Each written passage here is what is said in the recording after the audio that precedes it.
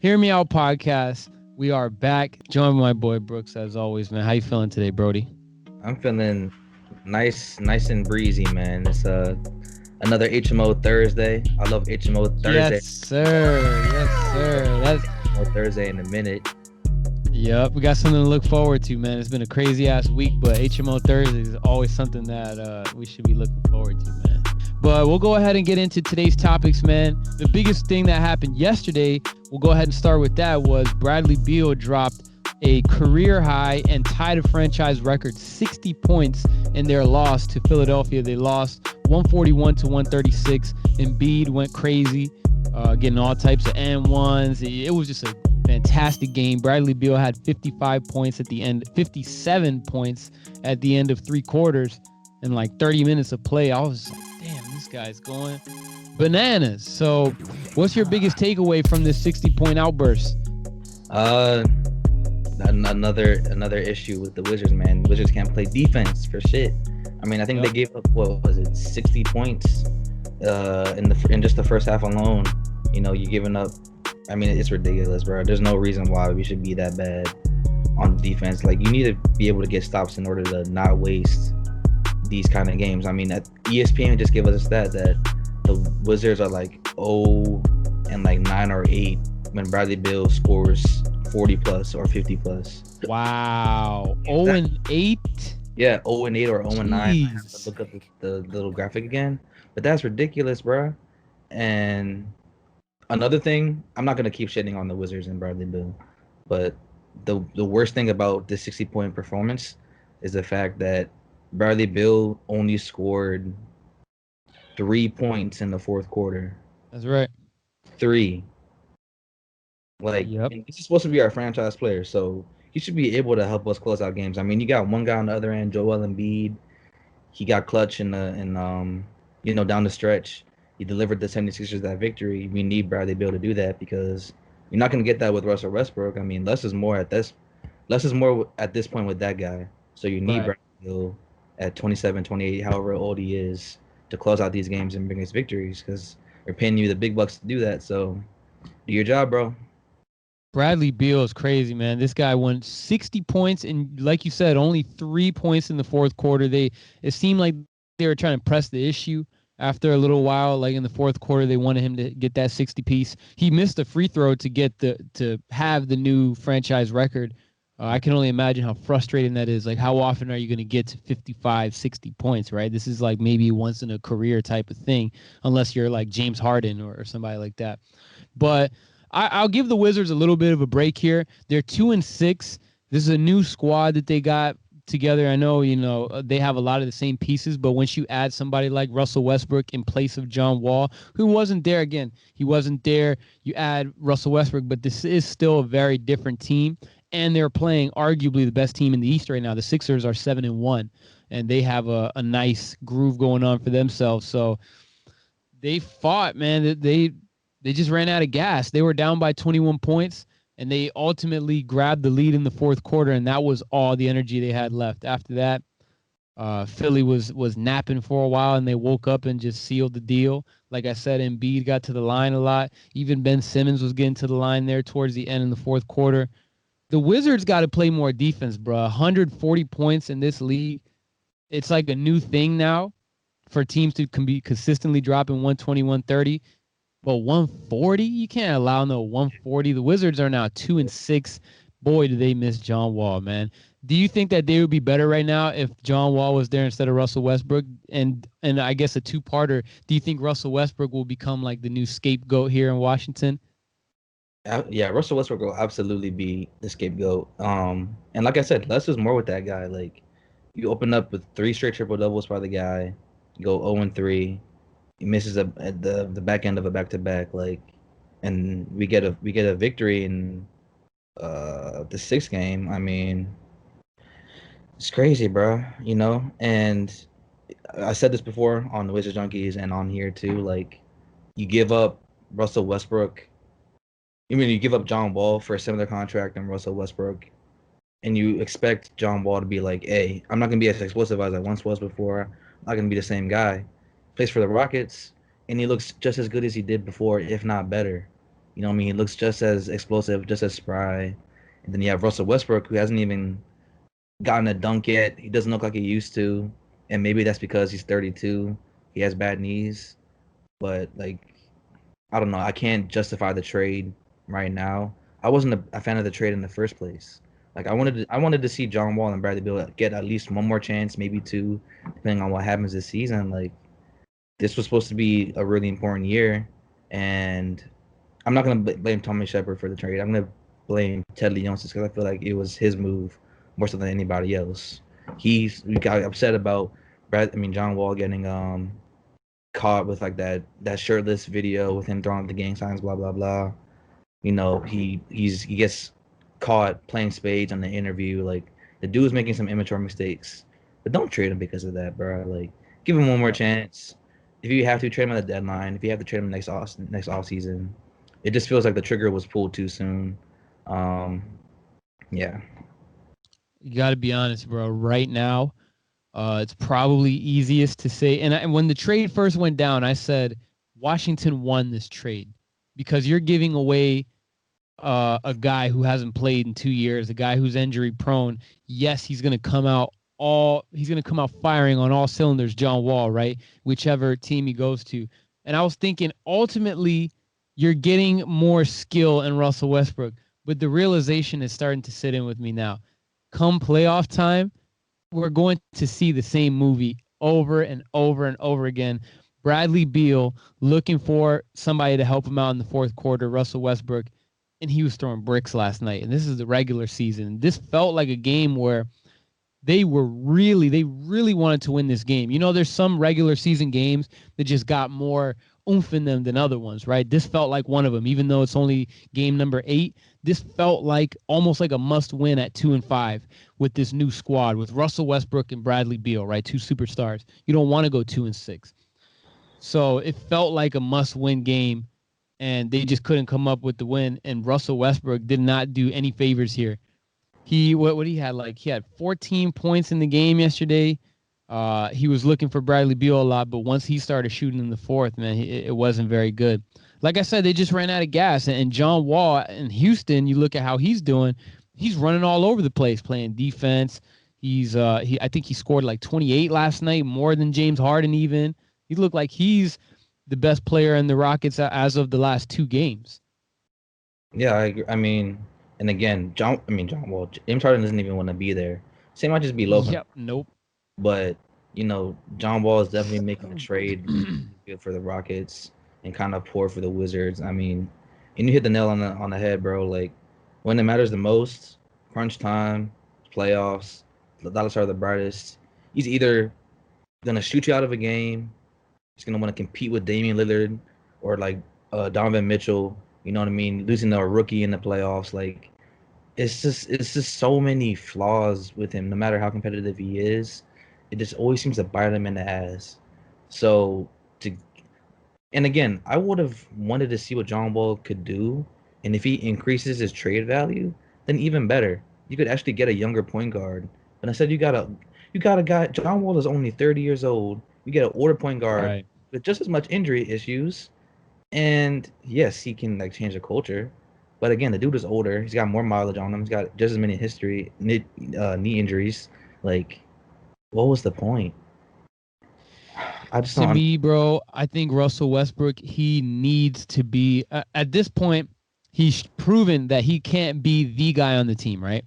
And I think this year, let's see how it goes, right? I don't want to be prisoner of the moment, but I think this year he's potentially going to prove why he cannot even be the number 2 guy. He's going to need to be the number 3 guy somewhere.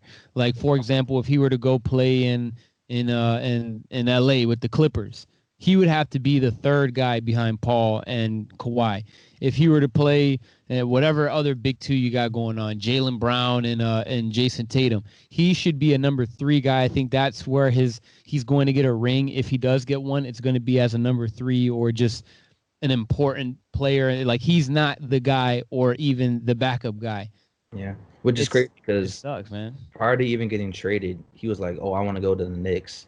I want to go to like rebuilding teams and help them get better and be a leader in this, that, and the third and be like the man again." Come on, dude. Like you don't need to be doing all of that. And I'm not gonna continue shitting on the Wizards. I will say this: I'm really happy to see how Thomas Bryant is playing right now, and Denny Avadia. Like they're both super competitive Facts. guys. They're both like showing their growth and their ability to play. Especially Thomas Bryant. Like he had the game-winning bucket against the Nets the other day. Yep. He continues to show how much he has improved. Like I honestly think he was one of the best players in the bubble last season. I think he should have been all bubble, like second team or third team, whatever it may be, just because hitting threes, blocking shots, showing off that energy. I mean, the dude is OC when he gets hyped. It's the most hilarious thing. But yeah, I'm really happy to see him play. I feel like it should be more Bradley Beal and Thomas Bryant two-man game than Russell Westbrook, Bradley Beal, my turn, your turn type of offense. And I Right. blame Scott Brooks in the way for that. Like we can keep dunking on Russ, but Scott Brooks has a role to play in here, not being able to get those guys to play defense or figure out a way to help create better offense. You know what it is, bro? Scotty is making Russell feel very comfortable, and honestly, I think he's getting a bit too comfortable already, and it's showing. They need to get into some more uncomfortable spots. Tell Russell Westbrook, bro, you know what? Instead of playing 35 minutes tonight, you're playing 28 minutes tonight, and you might even get instead of 15, 20 shots, you're going to shoot 10 times tonight. You're going to shoot 8, 9 times tonight. They need to use him differently. Stop trying to make this guy be the focal point of the offense. I know that Bradley Beal is going to get his and he's going to need some help, but get some help elsewhere because Russell Westbrook right now, um, they're not the scheme that they got going on right now. Clearly, it's not working. Again, it's only the eighth game, but 2-6 is nothing to be happy about, and it's almost time for the panic button. I would say if they like go as far as like 3-10, they might even have to consider firing Scott Brooks. Oh hell yeah, yeah. I would not. I'm not gonna. Yeah, actually no. I'll join those calls. I'll join the call for a Oh fire yeah, Scott Brooks. I mean, it's just insane, bro. And I don't know if you follow him, but there's this NBA Twitter guy, Scott Scout with Brian or Scott by Brian. He had like a huge tweet shit thing. He was talking about, oh yeah, I worked for the Wizards as a scout, and we had like a big board of plays and diagrams and all that with Scott Brooks. Showed it to Scott Brooks. Scott Brooks is like, yo, I think half of this is gonna be gone. You know what I mean? I don't. He Scott with Brian was like, oh yeah, Scott Brooks, he doesn't prepare for games like that. He's kind of a lazy coach. He does X, Y, and Z very, very lazily, and he doesn't prepare and this, that, and the third. It's just crazy. Like, and this is an NBA coach, bro. You're coaching at the highest level, coaching the very best players, and you just have these really in bad the head. world. How ridiculous is that, bro?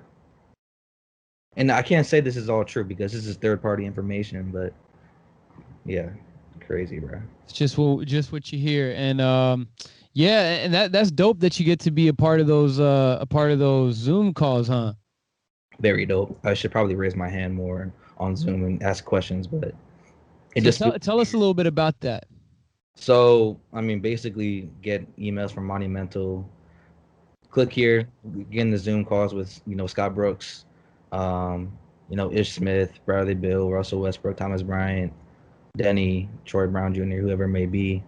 Basically, get to just be a part of those calls and actually be a part of NBA press conferences.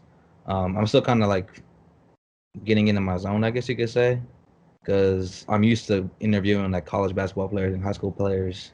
So it's not that I'm intimidated, but it's just kind of like a weird thing. I'd rather be able to go to the locker room and all that and actually talk to them in person instead of meeting them virtually. It's weird. Right. Nah, but dude, that's dope. You're stepping on up. You had interviews with high school players in the locker room, college players, and now you're getting a feel for what a NBA presser is like, hearing the kind of questions they ask, and maybe even learning what kind of questions not to ask. You got all types of reporters asking crazy questions, or players just look at them like, bro, what the fuck you talking about, man? Facts. So you're Yeah, definitely learning the ropes. that's the one thing I hope to never get caught up in is just getting a side eye or just asking the wrong question because mm, I do not want to be viral. I do not want to get. I do not want NBA Twitter to be coming after me for asking an insensitive question. Like that's just the worst thing I could ever happen. Facts, man. Nah, you're well on your way though, bro. We're gonna be looking forward to seeing if y'all not already subscribed to the channel, subscribe, hit a like on this video, and and be on the lookout for these videos, right? Like so, Monumental sends Brooks these videos. So we have two of them so far in the channel. One is Bradley Beal's post game conference after dropping 60, and the other one was a warm up for during the preseason. But it's always super clean footage and like fresh footage too. Like you'll probably catch it on our channel and a couple other people's channels Yeah. before you'll see them anywhere else. So definitely be on the lookout for that. But And the Hot Media too.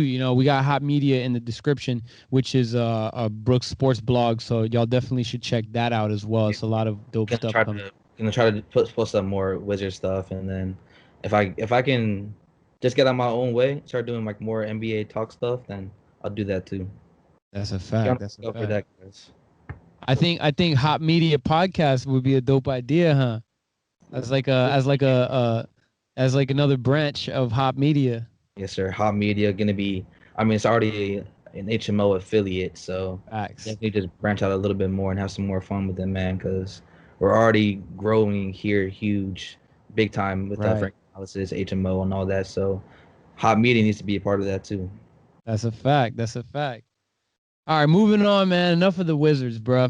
I'm getting a headache talking about all this DC stuff, man. You got the Trump stuff, and then now you got the Wizards going crazy. So let's go ahead and talk about the Golden Boy from Clemson University. He's not coming back to Clemson for his senior season. Who am I talking about? Trevor Lawrence, overall the number one overall in most people's mock draft for the NFL's 2021 draft. This comes off the heels of their, I guess you can say, upset loss to Ohio State. They got smashed 49-28. Now Trevor Lawrence is going to go number one now that the draft order is set, he's probably going to be playing in Jacksonville. Do you think that this is a good move? And do you think that his game is going to translate to the professional level, or is he going to struggle? What do you think?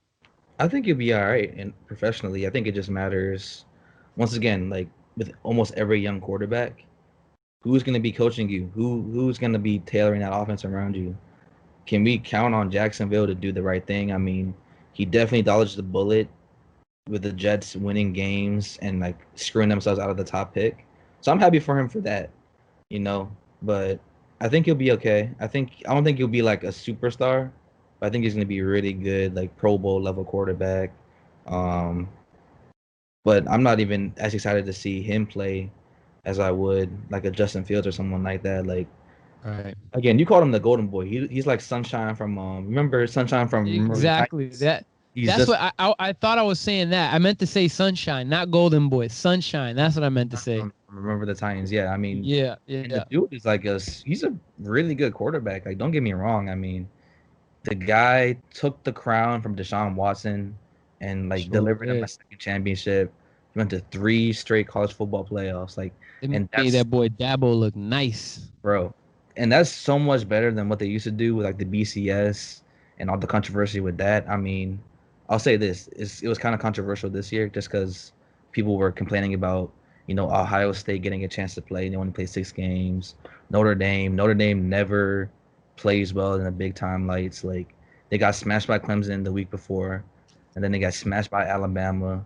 Not to mention the fact that Alabama smashed Alabama smashed Monte Teo and Notre Yep. Dame 8 years ago. Remember Monte Teo, like the dude who In got the capped. national championship game. You know what Yep. I mean? Like Notre Dame does not deserve to be there. Ohio State is arguable, but again, Justin Fields kind of like he smashed all that talk away, just being able to help Ohio State beat Clemson as bad as they did. So yeah, I see Trevor Lawrence having a good future, but I'm more excited to see Justin Fields. I think Justin Fields could end up being like he could end up having like a Mahomes type trajectory. Not saying that he's going to win a Super Bowl and an MVP in his first 3 years, but I think he's going to go much higher, right? He's probably going to get picked in the top 10. I don't think he's going to be a top 2 or 3 pick. He's probably going to be I've seen him at number 10 in a lot of mock drafts, right? And that'll be very Mahomes-esque to go like number 10 or 11, probably be a backup, and then end up starting and doing some crazy shit, as opposed to Trevor Lawrence, who's going to have so much pressure at the number one spot. I Yeah. think he's going to probably underperform a little bit for the most part. I like his game though. I think he's going to be good on the next level, but I think rookie year is going to be tough, man. Bruh, imagine you're an NFL defender, right? And you see this kid with long blonde hair, you know what I mean? And like he got all this notoriety, bro. You just want to break his legs, bro. Like being a defender, like in the mind of like a Chase Young or something like that, you know what I mean? Or like a Myles Garrett. They just want to kill that man, as opposed to Justin Fields, who's kind of, I think he's a little bit more mobile. You know what I mean? Like where he might even like he might even show a bit more of a threat offensively. But again, he's not as touted. He showed his skills. 6 touchdown passes in that last game, right, versus On a bad Clemson. hip But too, or a bad, yep. abdomen. Like the dude got killed by the Clemson linebacker. He ends up throwing 4 more touchdowns after that. That's ridiculous, bro. It shows how tough he is. Yeah, he's a beast, bro. He's a beast. But we'll see, man. I think they both are going to have solid NFL careers, but I think I might be with you on this one, man. I think Justin Fields might be he might be a bit more successful. Or were you saying that you feel like he could I, have a bit more of a successful career? again, I think it depends on where he goes, who he's coached by, um, Let's see the and draft order. and as far as like the athleticism goes, like I feel like Trevor Lawrence is more Aaron Rodgers or like I don't even know, maybe Mahomes, like as far as just being able to surprise you with the run and being like big and physical. You know what I mean? Mm-hmm. Justin Fields is gonna be like a Kyler Murray or an RG3. Lamar Jackson Yep. being able to like shift you a little bit and make throws on the run. You know what I mean? Trevor Lawrence is just gonna use it to extend the pocket and all that. So that's what you want in a modern day quarterback anyway. Maybe even like a Josh Allen. Trevor Lawrence I think is more accurate or just as accurate. So yeah. So let me see if I can show y'all here.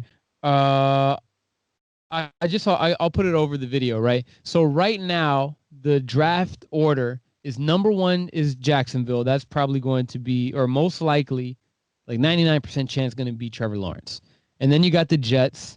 Then you got the Dolphins via Houston. So they moved up in the draft. Now the Dolphins will be picking number 3, and Falcons number 4, Bengals number 5, Eagles number 6, and the Lions number 7. So or no, keep going down. The Panthers are number 8, Broncos are number 9, and Dallas is the number 10. So I seen Justin Fields going number 10. This must have been before the draft order was completely set, because the Cowboys aren't going to pick up a quarterback. They're probably going to be cool with Dak. I would assume that they're going to be cool with Dak. The Lions don't need a quarterback. The Eagles, they got a interesting quarterback situation. I don't know if drafting another one would really help them out too much. The Bengals got Joe Burrows. Falcons got Matt Ryan. Dolphins got Tua and Ryan Fitzpatrick. So it's looking like, if we're being real here, bro, I think that Justin Fields will probably go to the Broncos at number 9. This is the only team in the top 10 that absolutely needs a quarterback. The Panthers got Teddy Bridgewater. We got DJ at 11. I don't think we're gonna need a quarterback. So I would think that he's probably gonna end up going to Denver. And if Where that's the case, he might even start right away. where are the Patriots picking? The Patriots are and this is crazy, bro. The Patriots are picking number 15, the middle of the pack. Mm. And that's relatively like low, you know what I mean? Considering that they went 7-9, this was one of their worst years in a long time. The Bro. fact that they're picking number 15, like they're not even picking top 15. They're right in the middle. They're Bro, not 14, 13, 12 or nothing. even the year that Brady got hurt, right, when he tore his ACL after that record-setting season, they still Mm-hmm. won what, like a 12-4, 11-5, and they Yep. missed the 11 and playoffs. 5. It just speaks to how great of a coach Bill Belichick is, and how great of a tree he has too. Because those guys haven't been able to like reflect his success, but they all strived under him, and it's crazy, bro. I was just seeing someone say that maybe the Patriots could go after Justin Fields, but I guess that's not going to happen at 15. No. But Doubt yeah, it. I agree. The Broncos should definitely pick the quarterback. I mean, they've been looking for years, after Peyton Manning retired. So, yeah, they need some help, bro. They And, got Drew Lock and the other random dude who was like the emergency. They need a QB. and I mean, you're playing, what's it, Mile High Stadium? Mm-hmm. Justin Fields got an arm, bro, and you definitely saw it against Clemson. Like that dude's gonna be able to air it out and bring it back to like Peyton Manning days when the offense was incredible, and they could be carried a bit by the defense too. You know, what I mean, you still got Von Miller over there, so gotta hope for the best. Yeah, we'll see what happens with them, bro. That should be interesting draft coming up, bro. Jacksonville tanked. They literally tanked. The Jets seemed like a lock when they were winless, and then they ended up fucking around and winning 2 of their last 3 or 4 games, pushed themselves right out of the running for Trevor Lawrence. How But I Jets? think they should be good though, man. They should be good Yeah, because they already got Sam Darnold there. I think they could probably build something with him. Now that Adam Gase is fired, I think that'll probably give them a good little bump there. And I wanted to ask you, we were talking about the Patriots picking number 15, right? And you were talking about this being like another testament to the greatness of Bill Belichick, the fact that they were able to even win 7 games.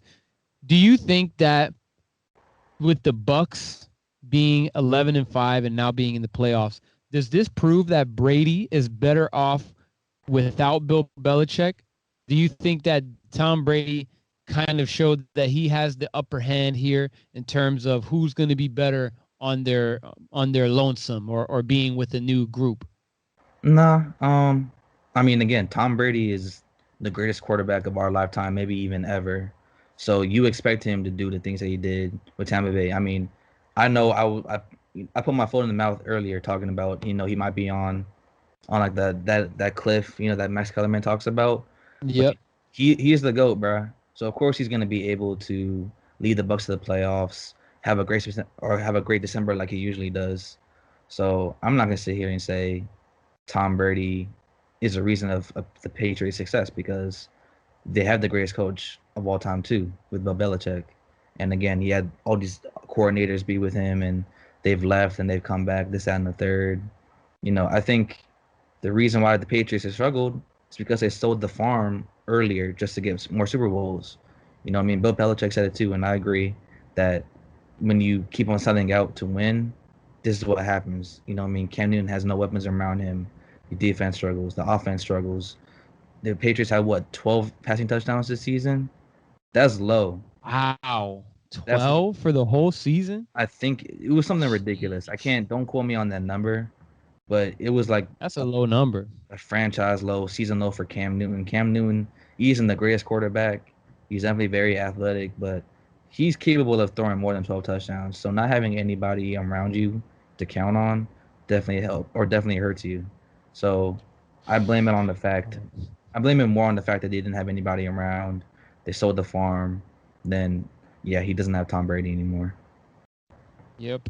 Damn. So I'll be honest with you, bro. I think if you ask me who got the upper hand here, Tom Brady or Bill Belichick, I would be inclined to say Tom Brady for obvious reasons. He's in the playoffs. He had 36 touchdowns. He did this down the third, right? But I think this year actually proved how great Bill Belichick is because Tom Brady, although he put up big numbers, great numbers, and he's a historic player. He is the greatest, most accomplished, most decorated player in the history of the NFL, right? But he still displayed a lot of system quarterback. You know what I mean? Like I feel like you put him around people he's comfortable with, like a Gronk. You put him around some guy. He had the best receiving corp he's had in forever this year with Godwin, with Mike Evans, Hey, freaking AB. Gronk, They had a nice receiving corp. And Bruce Arians' offense is showing that it worked, and they were doing so many dink and dunks that fits Tom Brady's ability. The dink and dunk offense, that is Tom. And people might hear me say this and say, Dro, he was throwing down the field crazy more so than he did in the last couple of years in New England. Yes. And that's because he had people to throw it to. He was trying to do that in New England, and it just didn't have the right personnel. it's a personnel thing for me, bro, because you talk about him doing more with less. The only times he's really truly successful is when he got people he could actually throw the football to. Randy Moss, freaking Wes Welker, Danny Amendola, even. Julian Now you Edelman. don't. Julian Edelman for the longest time, his favorite. I don't know, bro. I think Bill Belichick winning 7 games with 2 of them being with Brian Hoyer, and your team had COVID problems. You had like a pretty tough schedule this year, and they still managed to rip off 7 wins. I think next year, once they have a full, now that they have a full season under their belt, that they'll play a lot better than they did. And I think Bill Belichick is really going. It's still soon to say, but I think Bill Belichick is going to have the upper hand moving forward. And Bill Belichick has a lot more left in him. Tom Brady shit even still has more left in him, bro. The guy is 43 and he just got done scoring 40 passing touchdowns. So they both still got some time, but don't sleep on that boy Bill Belichick, man. He is the catalyst for that dynasty, man. I know Tom Brady put in work, but if there's no Bill Belichick, there is no Patriots dynasty. There is no 6 championships. You know what I mean? You don't have a defense to bail you out. You don't have a special teams to start you at the 35-yard line every drive. You don't have receivers that'll fit your dink and dunk abilities. So we will see what happens, man. But Tom Brady, I've been like cynical, bro. Not even critical. I've been cynical of that guy. But he is but he is balling. And honestly, I hope they smash Washington in the wild card weekend. I'm rooting for Tom Brady, bro. Go out there and get me a dub. Get only me a dub. Man, Nah, man. I'm definitely excited too, bro. Like, and I love the fact that Chase Young, Washington's number 2 pick, was like, "Oh yeah, we want Tom." You know what I mean? And he even defended the statement, like, "You know what I mean? Tom Brady's the goat." You know what I mean? I wanted to play against him for a long time. Of course I'm gonna say, "Yeah, we want Tom." You know, like, and that's not even poking the bear when you're being honest here. Like, there's no reason to even be scared about uh riding up Tom Brady because he's great enough to not even be worried about that. Like, he'll get up Right. anything he needs to. But yeah, I mean, this is going to be a great test for Chase Young for that whole D line. Um, Alex Smith, if he comes back, if he is healthy this week, being able to play against them. But I'm not going to expect an upset or anything. But it's definitely going to be fun to go offensive line against defensive line. And we got to figure Right. out what's going on with Mike Evans because luckily he didn't like tear his ACL or anything. He just hyperextended his knee. But how good is he going to be against this Oh Washington defense? yeah. I forgot about that. Yo, that's crazy. Mike Evans is the best receiver on that team. He might not play. If not, he will be, limping a little bit, man. It's gonna be tough to see Far what from happens. 100%. But they still got AB, they still got Godwin, they still got Gronk. So that offense is still going to be scary. Yep. Yeah, man. We'll see what happens wild card weekend. To start out wild card weekend, you have Washington is going to be hosting. They are going to be hosting the Tampa Bay Buccaneers At seven at and 7 nine. and 9. Oh, Won the division. They won the division by the skin of their teeth. If they would have lost, it would have been us, the New York Giants, at 6 and 10. We hosting playoff game for an 11-win Tampa Bay team. Incredible, bro. So that's the first one. that's And who right. are you taking to win that game?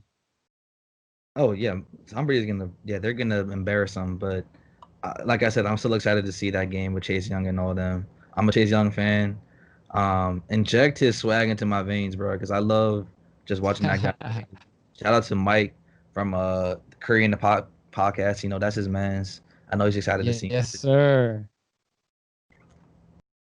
Yeah, that's I think he says his like family friend. Yeah, shout out to bro. I like Chase Young a lot, man. I may not be a Washington fan, but I think Chase Young is one of the best young defensive players in the league, talent wise, and just his mentality, bro. He's such a leader. You see how the way that he's like always active. They always got him mic'd up, and you hear the way he talks to his teammates, the way he just galvanizes the defense, bro. I love to see what he does, man. The Washington their front four, that defensive line is just they're scary, bro. And Tom Brady's weakness is a good pass rush, a stud defensive end on both sides. And I think Washington kind of almost has that. And if they don't have two, they definitely got one.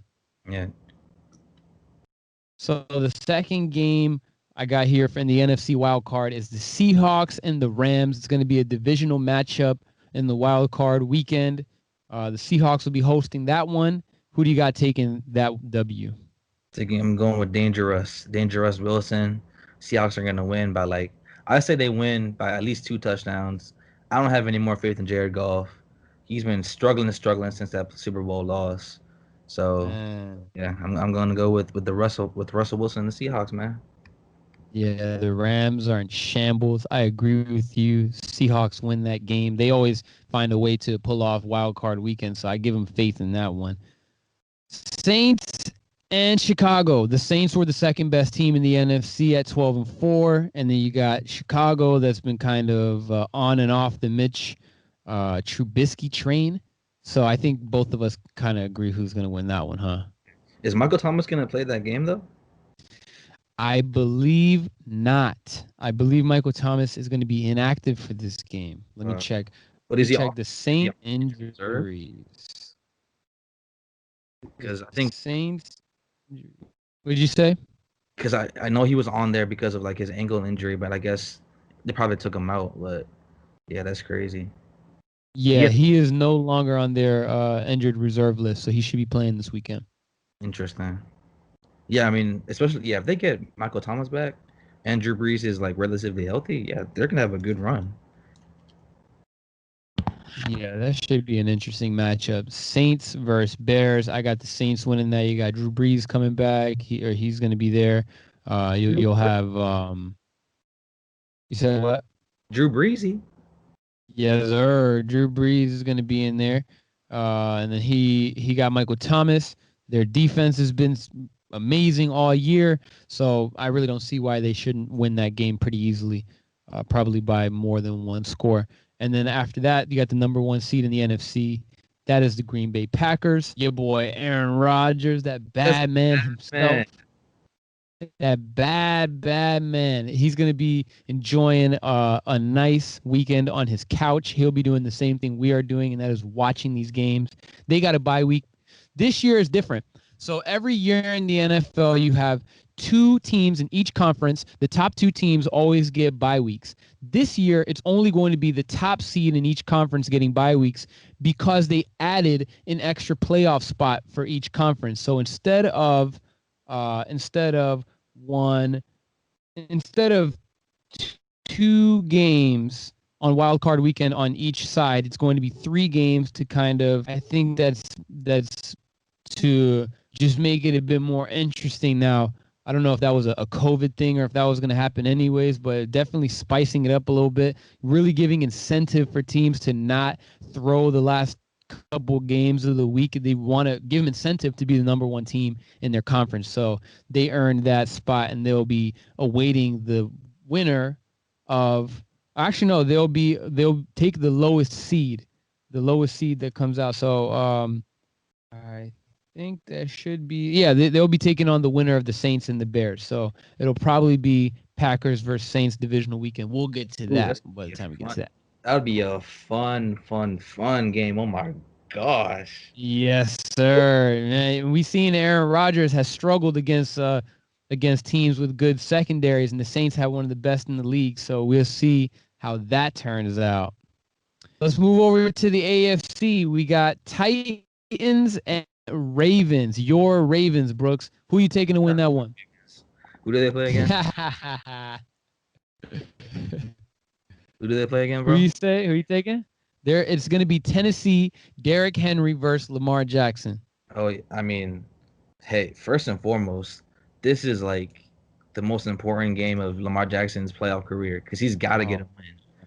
He's got to get his year 3, bro. God. You have to go out there, get a win. You have to prove all the naysayers wrong because we know that you're great in the regular season, but bro, wake up.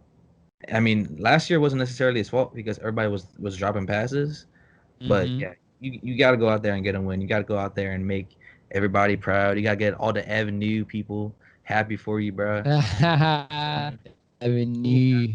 Prove that that bullshit that happened last year with Derrick Henry being able to just destroy everybody with some bullshit and get a win, bro. I'm hoping for Baltimore. I'm hoping for Ravens. Yep.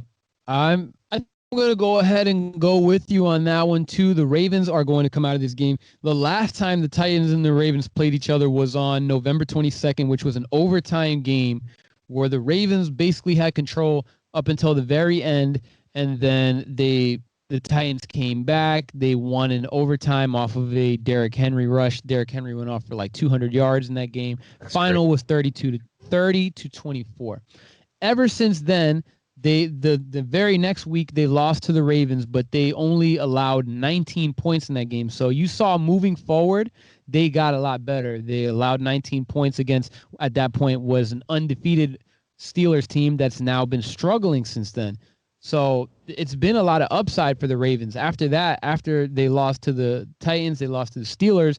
They won their final 5 games of the year, beating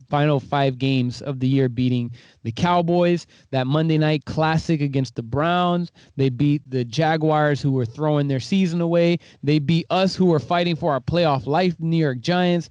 And then they laid a spanking on the Bengals to cap it all off. I think now they got so much mojo. Their problem last year was Lamar Jackson sat and came back rusty. You won't have that problem now. They're hot. Weeks He's off. going to be ready to go wild card weekend. What do you say? It's 2 weeks off. I mean, that'll kill anybody's momentum. So you gotta go My out there and play super motivated and not let Derrick Henry go off. Because again, he had 200 yards the last game. He had probably had like what 250 the first time around. Yeah, don't go like that, bro. Make some noise happen.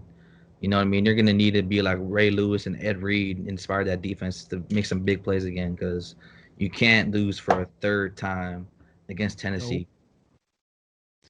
Got to make it happen, Lamar. Everyone was watching. Everyone. So that's the first one. The next one is Steelers versus Browns. That is going, man. Oh my God. That game is going to be, that might be the game of the weekend, to be honest with you. Steelers versus Browns is either that one or Titans and Ravens, but Steelers versus Browns is going to be a hell of a game. Who are you taking, Brooks? I'm gonna go for the feel good story, man. I want Browns. I want Johnny Manziel. I want Baker Mayfield, excuse me, to go out there and embarrass the Steelers, man, because this team is not it. Like we see how explosive they can be when they actually have their mojo going, but they've been struggling the past couple weeks. They have no momentum. They got no swag about them. Yeah, it's not a good look for the Steelers right now. They're ripe for an upset. Yeah, the Steelers, they started 11-0. Had Juju at midfield every week, TikToking it up. Had more TikToks than yards in a game this year. Crazy stat. Just had to throw that one out there real quick. But I disagree with you here. I think the Steelers are going to win this game against the Browns. The Browns have been great, but ultimately the Steelers, they just have more playoff pedigree. They got more experience. That's You got Ben Roethlisberger, who's won the Super Bowl twice. You got Mike Tomlin, who's an all-world coach. I think he's probably should be in considerations for coach of the year this year for what he was able to do. And that defense is just stingy, bro. I want to see how Baker Mayfield is going to play now that Odell is not there in the playoffs. So he's been a lot more free without Odell. But ultimately, a divisional matchup, I think the Steelers are going to get the best of them. It may be a low scoring game, but and if it is, it has to be. If the Browns put up more than 25 points, they should be able to win. But I just don't think that they'll put up 25 on the Steelers defense. That's just ferocious. And they, mm. like I said, more playoff pedigree. I got to take Pittsburgh in that one. So moving on to the next one, and this is the last one, is the Bills and the Colts. I think we're probably both in the same boat there, huh? Probably, yeah. I have no faith in Philip Rivers anyway. So, Me yeah, let's neither. see what Josh Allen does, man, because Josh Allen's been like the feel good story of the season. Yeah, he's got to go out there and continue to bring Bills Mafia to their feet, bro, because they Bills love, Mafia, baby. they love him over there, bro. You got what's his name? Josh Allen's having a all NFL, all pro type of year. Stephon, Stephon Diggs, one of the best receivers in the league right now. He led the league in catches and in yards. He had like so many like memorable moments this year that I feel like he was one of the most overlooked players this year. Like we heard a lot about D Hop, we heard a lot about Mahomes, we heard a lot about Derrick Henry. Stephon Diggs did not get the kind of shine, like mainstream shine that these other guys that I mentioned have been getting. And he was putting up fat numbers, bro, like 130 catches, 1,500 yards, all types of touchdowns, made Josh Allen look like a beast. Josh Allen made him look like a beast. That's just a nice little connection that they got going on there. On top of the defense, honestly, the Bills are the biggest threat in the entire AFC to the Chiefs, and that's who they'll be playing in the next game if they do in fact beat the Colts. But the Colts, they got to be a big time sleeper here because the Colts, they didn't start that good. Colts started out actually losing a bunch of games, and they ended up finishing what 12-5, I think, or no 12-4. They won 1, 2, 3, 4, 5. They won 4 out of their last 5 games, so they're hot coming in. But I don't think that's going to be enough to beat not to beat the Bills Mafia, man. I just don't see that happening. I'll say this too. Be on the lookout for University of Maryland's football Twitter because no one loves Maryland football like Maryland, or no one loves Maryland like Maryland football does. No one loves Stephon Diggs like that count does. They're gonna be shucking them off really. Please look out. Put your notifications on for University of Maryland, UMD football Twitter. They're gonna be going crazy. Look out for all the DMV media people talking about Stephon Diggs. Man, I mean, again, no one loves Maryland like the Marylanders, man. No one loves Stephon Diggs like Marylanders. So be on the lookout for that. Can't wait to see what Scott Van Pelt is going to be tweeting. Oh, hell yeah. Big Maryland head. So we'll see, man. Shout out to Maryland. Shout out to the Bald Shout Mamba out to our home. Say who? Shout out to who? Bald Mamba of ESPN. SVP. Facts. Bald Mamba. So that's gonna be wild card weekend. Damn, what a slate of games, bruh. And again, 3 games in each conference this year. It's never happened before, and if it has, it's been a damn long time. Only 1 bye per conference. That's gonna go to the defending Super Bowl champions. My favorite player in the league, my homeboy, and my second favorite player in the league, Aaron Rodgers. They earned it. And I do want to say this before we get off the topic of wild card and NFL playoff. Bro, I had a major change of heart. I've been thinking this whole time it's gonna be a cakewalk. Like I'm not even talking about, bro, it's gonna be like close. I truly thought Mahomes was literally gonna have like a clear, easy breeze to the Super Bowl. I feel that way anymore now that, and it's really stupid. I know it might be to some people like, how is this a big deal? Where's the correlation, right? If you're Andy Reid, you don't sit Patrick Mahomes for week 17 for Chad Henne. You just don't do that. Why do you not do that? You're 14 and whatever, 13-1, or 14-1, or whatever record they were. I believe they lost that game with Chad Henne starting. You don't sit Mahomes when you have a bye week coming up.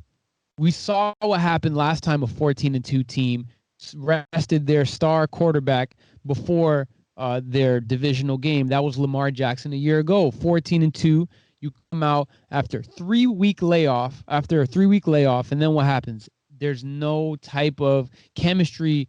You know, obviously you don't lose all your chemistry over the season over a span of 3 weeks, but when it comes playoff time, you need to be at the very top of your game, top of your chemistry. I know these guys are going to be practicing, but there's nothing like the real deal. Week 17 to me is like a practice game when you're fighting for, or when you already locked up the bye week, right? Yes, and even last year they had a bye week locked up. The Chiefs did, and Mahomes still played week 17. So then he only had a 2-week layoff, and he came back. And what happened? They went down 24-0.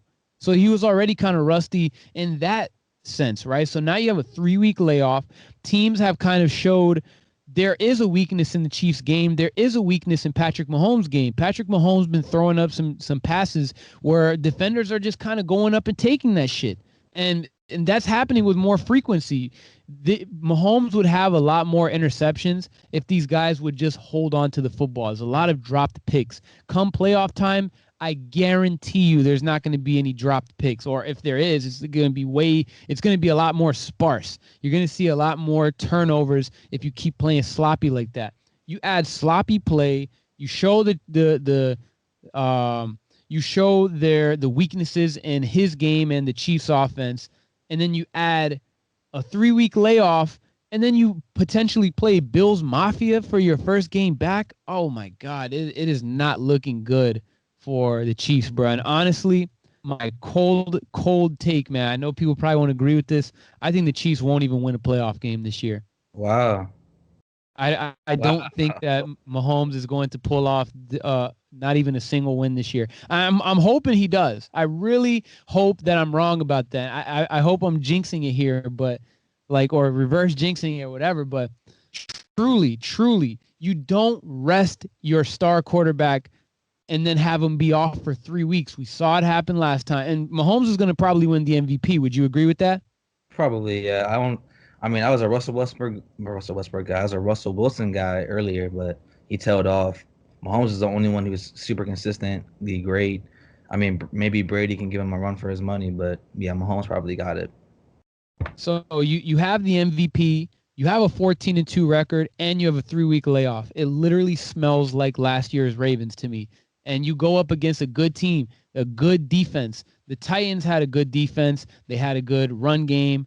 And the Bills don't have such. I think that might be the one thing that the Chiefs have going for them is they're not playing a team with a really strong run game, so they're not going to super control the clock as much in that sense. The Titans really effed the Ravens up last year because they were controlling clock, running the ball, keeping Lamar Jackson on the sideline.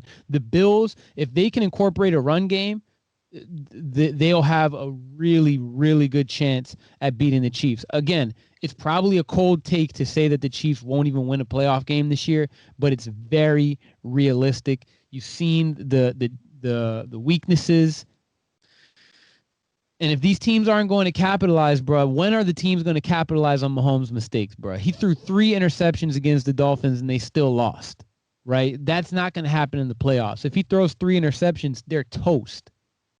So we'll see Mahomes, boy. We'll see Andy Reid. This might be the first real bump in their road because as of now, they've been flawless. Mahomes won MVP. Mahomes won Super Bowl. Chiefs are great. Tyreek Hill is one of the best receivers in the league. Andy Reid, one of the best coaches in the league. You got all types of good shit going on. You got Tyrann Mathieu, one of the best leaders on the defensive end in the game. They haven't had any real hiccups outside of that D Ford offsides against the Patriots in the 2019 AFC Championship game. So I think this right Didn't here ball is back the first big one. either. Say again? He didn't even get the ball back to really give him a game or anything like that too. That's the crazy part. But I have to disagree with you, bro. Like the unlike the Ravens, the Chiefs have an ability to play down and come back. You know what I mean? I mean Sammy Watkins, Tyreek Hill, Travis Kelsey, very good decision maker over there, like Stephen A. Smith says. I mean, I think they're a lot better than the Ravens core of guys are. I mean, I wouldn't be surprised either. I'll give you that, but I just don't see it happening. I mean, Patrick Mahomes is the best quarterback alive right now. I just don't think that 3 weeks is gonna affect him like it would Lamar Jackson. I mean, he's the obviously superior quarterback, um, but it's definitely gonna be a really interesting thing to watch there. Excuse me, to watch there. I don't know, bro. I think that's exactly it. How you're saying the Chiefs are much better than what the Ravens are, and like from I guess last year and even this year, um, and they've proven they can play from behind. But I think it's exactly that's going to fuck them up. They know they're really good, and they know they can play from behind. And I think this kind of creates like a cloud of complacency here that could hit them like a truck when you play a team like the Bills. So they beat the Bills already, right? And I think again that's another factor. The Bills lost to the Chiefs barely, right? Well, it was like a I don't know if it was a barely. Was it a smash? But let's just say this. The Bills lost to the Chiefs, and that's another added piece of motivation for them to beat the Chiefs. And that's considering that they beat the Colts, because if the Colts win, the Chiefs will probably slap them around. But It was if 26 you to 17 that game. 20-17, 26 to 17. yeah, so it was relatively close. They only allow, and this is a Mahomes-led offense. 26 points is considered low. That's less than their average. Yeah. They were 5 So at that we'll point. see. Yeah. Yes, it's I mean, once again, this is going to be a really fun playoffs if everything is competitive and there's no like big blowouts or anything. I mean, with the exception of like 2 or 3 games, maybe like the Saints game, maybe I mean, that's the first one that comes to mind. So, I'm excited, man. Football is best sport in America. I'm more of a basketball guy, but NFL, man, everybody always gets excited for that. So, we'll see what happens, man. Bro, it's so much. Like, think about NBA playoffs, game one of a playoff series, and think of like wild card weekend. It's one game and you're out of here, bro. You don't get no second chances. You don't get to lose 4 times. You lose once, you are out. And Yeah. those games just they get way more intense, more on the line. Uh um it's like a game 7 every time for these boys. So I agree with you, bro. The NFL playoffs are just so exciting. Uh, when this time around, it's like fucking Christmas time all over again, bro. Yes, sir. NBA Thanksgiving is way better, or not NBA Thanksgiving, NBA Christmas is way NFL. better than NFL Thanksgiving, though. I'll say that. There, I thought you were about to say Thanksgiving was better. I was about to say, hold on. This is not the Brooks I know. I love the holiday, but the games, nah, they're not like. Like, no, don't nobody want to see the Lions and Washington football team. Give me Steph Curry and LeBron James on Christmas, man. Give me Kawhi and James Harden on Christmas. I'd rather take those. Those are always marquee matchups, bro. Facts. I will say this: the best Thanksgiving game. I love RG3 over the Cowboys Thanksgiving like 2012. That was great, bruh. I had a great time watching that game. I love it when Washington wins. But I mean, speaking as a former Washington fan, but like, yeah, NBA Christmas, give it to me any year. Let me know what y'all think in the comments, guys. Do y'all think that NFL Thanksgiving is better than NBA Christmas? Which one do you prefer? What are your guys' favorite memories from any of these Christmas games or Thanksgiving games? Who do you guys think are going to win these wild card matchups? Do you think Bradley Beal is going to continue playing the way he played? Do you think Russell Westbrook's going to fuck it up for the Wizards? Let us know everything we talked about. Let us know in the comments. Drop a like on this video. Subscribe. Hit the bell. Be part of the Noti gang. You don't want to miss none of this. The channel has been going up lately, and we just will always want to thank everybody supporting us, supporting all the branches of Hear Me Out, including Frank Analysis, including what you got going on with Hot Media. I wouldn't even consider the drone stuff is not really part of that, but if anybody ever got hip to that through here, we appreciate that as well. And yeah, so we'll go ahead and end it out for today's episode. Appreciate you guys for tuning in. Anything you want to say to the people before we get out of here, Brooks? Man, just stay safe. Watch some good football this weekend. I mean, not only do we have great NFL stuff, but then we got the national championship on Monday, man. So it's going to be a great weekend. Definitely bunker down, get some wings, get some, I don't know, get some wings, burgers, fries, whatever it may be. Have some fun weekend, man. Yeah, kick your feet up, get ready, man. It's a lot of shit that's about to go down. So as soon as these games are done with, man, come check in with us, man. Let's talk. I got the Discord link in the description of this video. The conversation is going on 24/7 in the Discord. Get the link in there. Let's talk some shit. We have all types of crazy stuff to talk about, different channels for us to talk about. So go ahead and check that out, and we'll catch y'all in the next one.